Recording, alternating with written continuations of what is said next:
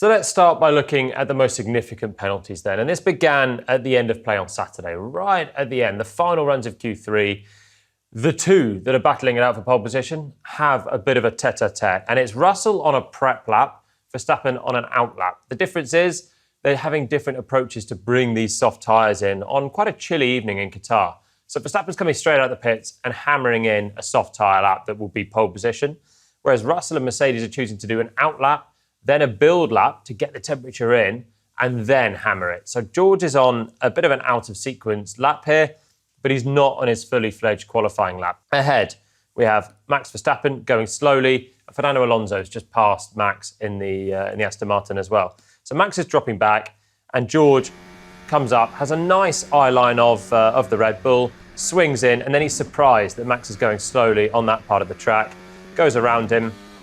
And I have to say, this just looked like a bit of a non-event from the outside here. I'm sure for George, he was a bit startled there, wasn't expecting Max to be going slowly. But if we actually just look at it on board with Max, he's doing his own thing. He checks the mirror. There's no one immediately behind, but George is steaming in quickly. And then he actually tries to speed up a little bit as he realises that George is there, and he's frustrated on the radio that he's not been warned. But actually, George wasn't on a full push lap. And I think if we go back, there's plenty of reasons to really, for me, that George could have seen this one coming, because Max is not doing anything erratic. He's on the racing line, but if this was George on a push-up in qualifying, it's a slam dunk, 3-place grid penalty at least, and it would be, very poor driving. But he's not on his push lap. And so for me, I'm very surprised. Bit of a moment for George, but he manages to get through, and they both have a final crack at the qualifying effort. Max comes out on top. George doesn't improve. Possibly he was a bit flustered by that moment. Possibly it wasn't the ideal tyre prep. But I was surprised that was a penalty. And you don't often get the 1-place grid penalty anyway for Max. And I think the stewards there just thought, it's the two of them fighting it out. The easiest thing to do is just swap the positions. If that was Max and George was further back, Max is on pole, I don't think he's getting the 1-place grid penalty. So I disagree with that one. And it cost Verstappen a first pole position since Austria, amazingly. So he was very frustrated with that as well. It's been reported that George pushed very hard for that in the stewards' room. That's fine. He's allowed to do that. He's trying to push for his own pole position and go for another Mercedes win.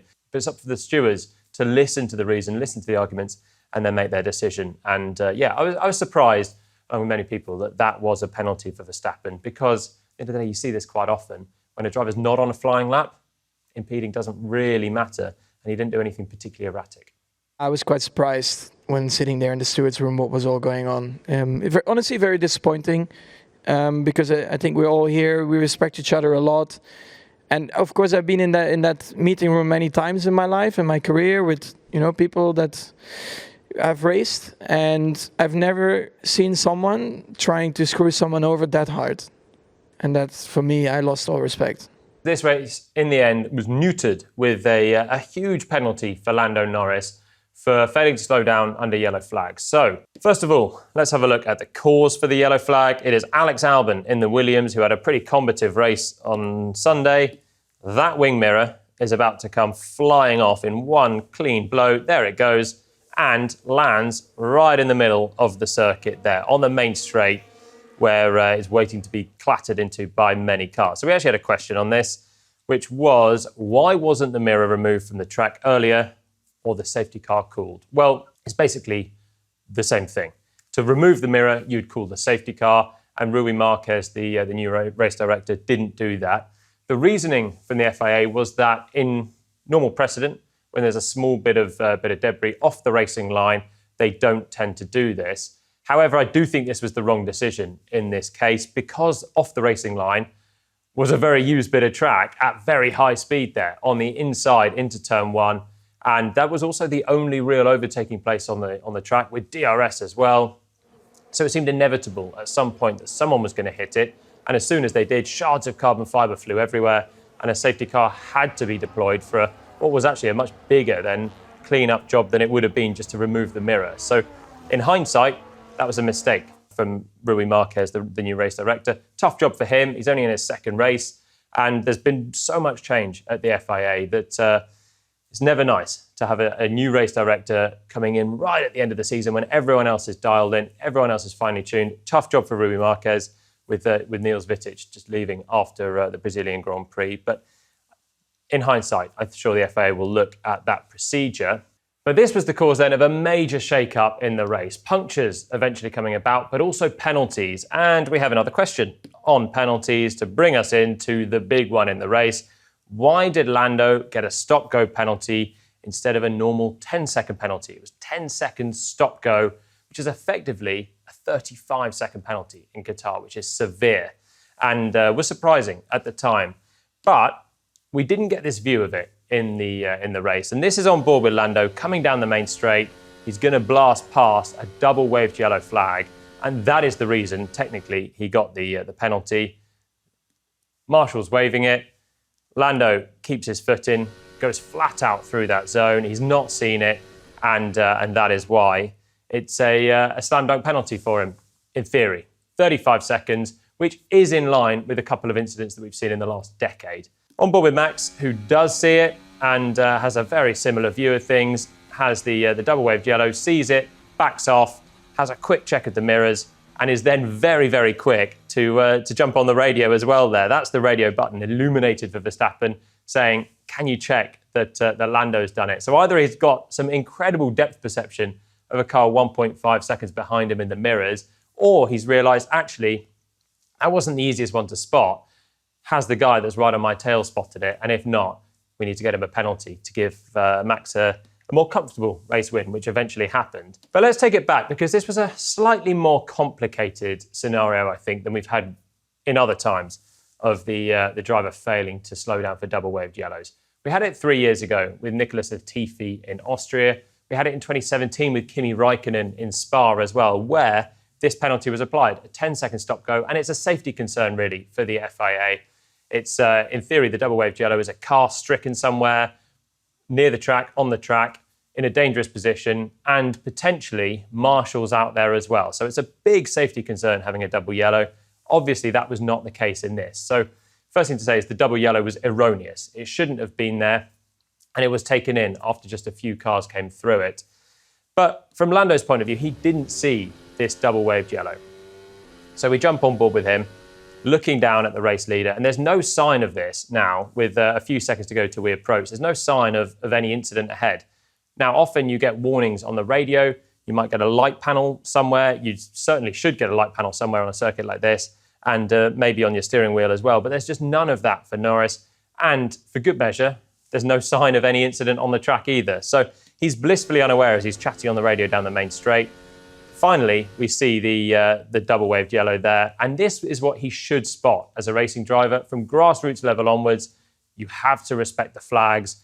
Not all racetracks in lower levels have light panels illuminated, and is up to the driver to really take responsibility for this. So regardless, Norris has to be penalised for this incident. But what I think McLaren could argue is that actually, compared to some of the other incidents that we've seen, it's much harder for Norris to see the double-waved yellow. He didn't see it, he said afterwards. Actually, we come through here and you can just see that board gets illuminated up in the top left there. But really, at nearly 200 miles per hour here, he's not going to see that. Blasting past this if we go at full speed. There's no chance that he sees that and knows what it is in his peripheral vision. Now you're looking forward. There's a green light that he should see up here, really, Lando, and that's flashing away. But before that, there's absolutely no sign of any imminent danger in the road in front. And this is why I think many people thought the penalty was over the top, to have the most severe penalty without an outright black flag. Technically, a double-waved yellow flag means that there is a significant danger on the circuit. You have to slow down, in theory, be prepared to stop, although no one actually takes it that far. But you've got to have your wits about you coming through here. And what is clear is the double-waved yellow on the left-hand side. But in this case, it's harder for Norris to see, and he didn't see it, and he carried on straight through. So an argument, really, of defence for Lando is that. But in line with other punishments, he did get the 35-second penalty. And compared to other drivers, this is the difference here. Lando flying past at full speed. Max with a significant lift there on the throttle, gets well out of it, and then gets on the radio as well. And really, Max did a great job to see the yellow flag and call it in to the team, because they had no idea that it was there either, because it wasn't flashing up immediately on the light panels. Everyone else had better warning of it. The 5 cars just behind, the flashing yellow panels were illuminated, and they were warned on the radio. So this is everyone else behind having a better chance. You've got Piastri in the red with a long lift. You've got Max in the green that we've already seen. And then you've got some other lifts there. Brown for Charles Leclerc. The closest one was Carlos Sainz, who came through flat out and then just had a small lift into the corner in the Ferrari as well, and then got back to it before jumping on the brakes for turn 1. It cost Verstappen about half a second, his lift. It's a small little bit of a show to the FIA that you've seen it. Lando didn't, and he got the penalty. Lando, we have been given a 10-second stop-go penalty, which we will take this lap. For what? Failing slow under the yellow flag. So Max did particularly well to come through this and see the yellow flags, because everyone else had prior warning with the team on the radio with the flashing yellow light panels. But Max, like Lando, just had to look at the flags and make a call. And he's had prior experience of this as well. 2021, the final lap of qualifying, and we're on board with Max trying to get his Red Bull onto the front row of the grid. Comes through, no flashing light panels saying yellow, but there is the double waved yellow flag on the left-hand side that Max ploughs straight past, flat out. There's also, in this case, Pierre Gasly's stricken car on the right-hand side, so it's a bit more of a giveaway and a bit more of a safety concern. But either way, Max keeps it pinned, comes through, gets on the front row, and gets a 5-place grid penalty for that one, which compared to a 35-second penalty in the race, feels a little bit light, but actually that was in precedent with the rules at the time there. So Verstappen knows firsthand what it's like to get done for going through a double-waved yellow. And now, so does Lando, and I'll be sure he doesn't do it again. I didn't finish P2, doesn't matter who I'm fighting if I get a penalty, so disappointed, and I can only apologise to the team.